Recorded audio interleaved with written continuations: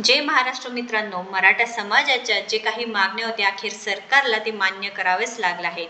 मनोज जरांगे पाटील यांच्या नेमक्या मागण्या काय आणि सरकारचं उत्तर काय? त्यांनी नवीन जी.आर. काढला आहे। महाराष्ट्र शासनाने सामाजिक न्याय व विशेष सहाय्य विभाग अंतर्गत हैदराबाद गॅझेटवरमधील नोंदी विचारात घेऊन मराठा समाजाच्या पात्र व्यक्तींना कुणबी किंवा मराठा कुणबी किंवा कुणबी मराठा जातीचे प्रमाणपत्र देण्यासाठी कार्यपद्धती विहित करण्याबाबत हा जी.आर. आहे।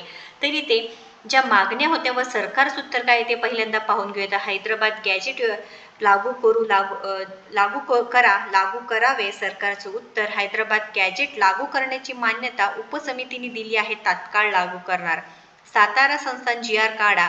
औंध आणि सातारामध्ये काही त्रुटी आहेत, 15 दिवसात कायदेशीर त्रुटीचा अभ्यास करून अंमलबजावणी केली जाईल, जी.आर. काढणार।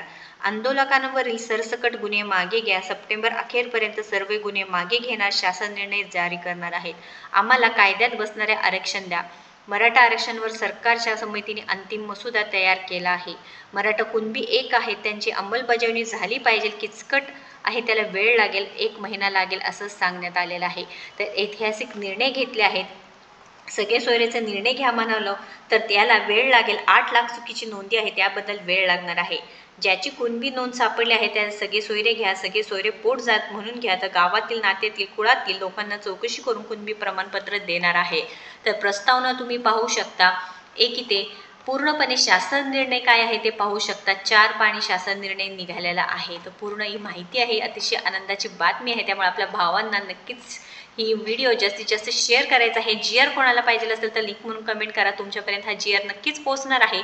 नाही तर तुम्ही आपल्या डिस्क्रिप्शन बॉक्समध्ये जा किंवा पहिली कमेंट आपली चेक करा, त्यामध्ये सुद्धा ही जी.आर.ची इथे पिन करून ठेवली असणार आहे। तर महाराष्ट्रातील मराठवाडा हा एक वैविध्यपूर्ण असा ऐतिहासिक, सामाजिक, सांस्कृतिक ठेवा असणारा प्रदेश आहे। मराठवाड्यातील सामाजिक, भौगोलिक आणि प्रादेशिक परिस्थिती उर्वरित महाराष्ट्रापेक्षा वेगळी आहे। महाराष्ट्राच्या मध्य विभागात असणारा हा भौगोलिक प्रदेश संतांची भूमी म्हणून पूर्ण देशात प्रसिद्ध आहे।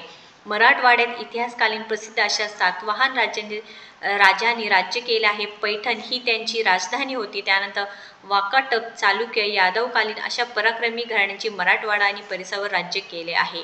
तर इथे मनोज जरांगेने सुद्धा अतिशय मोठा युद्ध जिंकला आहे व आपल्या मराठा बांधवांनी सुद्धा हे जिंकलं आहे। सरकारचे शिष्टमंडळ जरांगेच्या भेटीला आले होते व इथे हैदराबाद गॅझेटचा मुद्दा मान्य झाल्यास सरकार जी.आर. काढणार, हे सुद्धा माहिती आलेली आहे।